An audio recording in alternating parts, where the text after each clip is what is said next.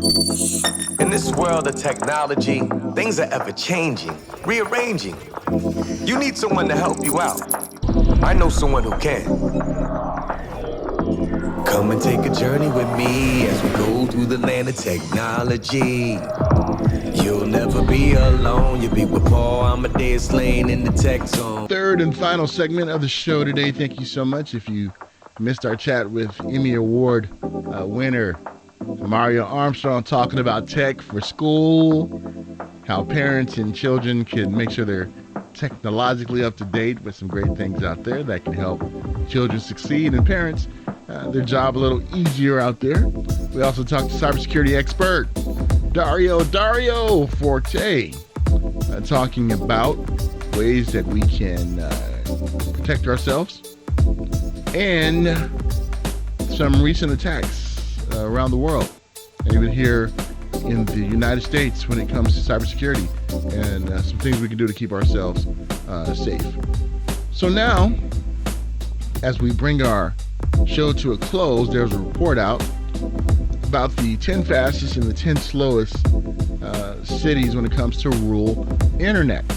Now, if you live in a rural area, you're really going to be intrigued by the other cities, and you're going to see a disparaging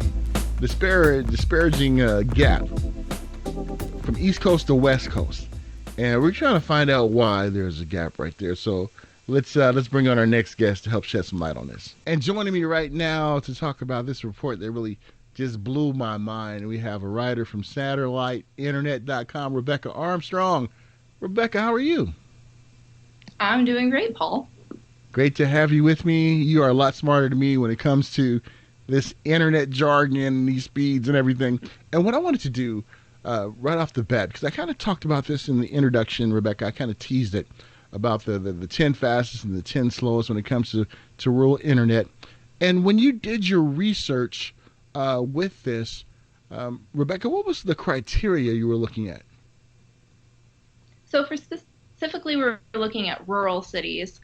So we were looking at cities that had a population of less than 10,000 people and were geographically separate from a large metropolitan area. Awesome. So what I have right here, I have like the little screen right here, the 10 fastest and 10 slowest cities of rural internet. And for our listeners who are viewing us on live stream and YouTube, you can check it out. Those who are listening audibly, too bad, you have to check out the video. So Rebecca, talk about the 10 fastest. So what were those 10 fastest cities? Okay, so the 10 fastest rural cities were Hampton, Georgia, Haymarket, Virginia, Newmarket, Maryland, Aliquippa, Pennsylvania, Warrenton, Virginia, Downingtown, Pennsylvania, Roanoke, Texas, Harleysville, Pennsylvania, Red Lion, Pennsylvania, and Woodbridge, Virginia. So Rebecca, as I look at some of these rural internet speeds, these kind of rival some suburban areas that I know. So why are these speeds so quicker in these areas? Is the infrastructure is there? Are they closer to different, internet stations out there? So some of these cities on their fastest list are definitely faster than the national average. And part of that is just because of what different internet service providers offer in those areas. And part of that is I'm sure you've noticed that a lot of them are on the East Coast, and there's just a lot higher population density on the East Coast, even in the rural areas. And two or three of the fastest cities are in Northern Virginia, which is near the kind of heart of the internet in the United States, which is just outside of DC.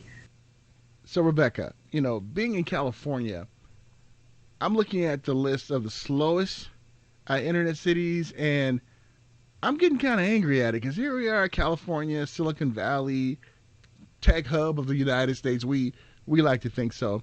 And looking at some of the slowest speeds in these rural areas, I mean, it's really shocking me. And some of our listeners and viewers are getting shocked by it too. So let's talk about that. Yeah. So the first slowest internet city for rural internet in the U.S. is actually in California. It's Newcastle, California, followed by Quillen, Missouri, Spring Hill, Kansas, Erin, Tennessee, Westphalia, Michigan, Sylvia, North Carolina, Stevensville, Montana, Hawaiian Ocean View, Hawaii, Trenton, Florida, and Nevada City, California. So California's on there twice.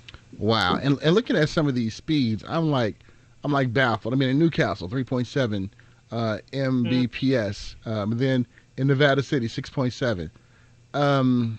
Rebecca, some of our cell phones are faster than that. So, what the problem is when it comes to California and these internet problems? Can you shed some light on it for us?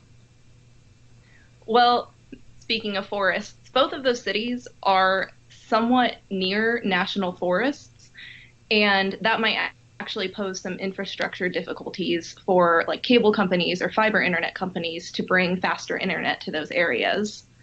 Okay, so that definitely makes sense. And I know you and I kind of talked about this before we started the interview about where I actually live at in San Bernardino County, and one city where my parents live at, how they have slower internet, and that's San Bernardino County. So when we look at, and here's the thing about it, Rebecca, like 600 feet away from their house, the house has high-speed internet. It has Spectrum, 600 feet away. So that kind of frustration right there, what can people do to bump up their speed? Is satellite an option? And if so, how can we make sure that we're not paying too much for satellite or too little to make sure that we can have this robust internet speed that we need now in the age of the Internet of Things?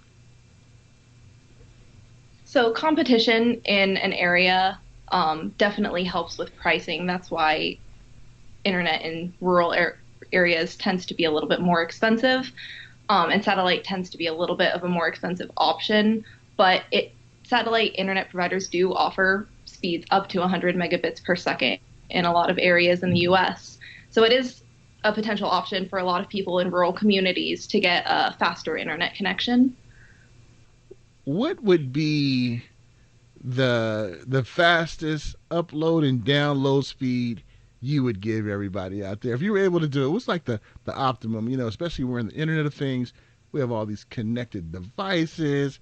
What would be the premium internet speed people should have?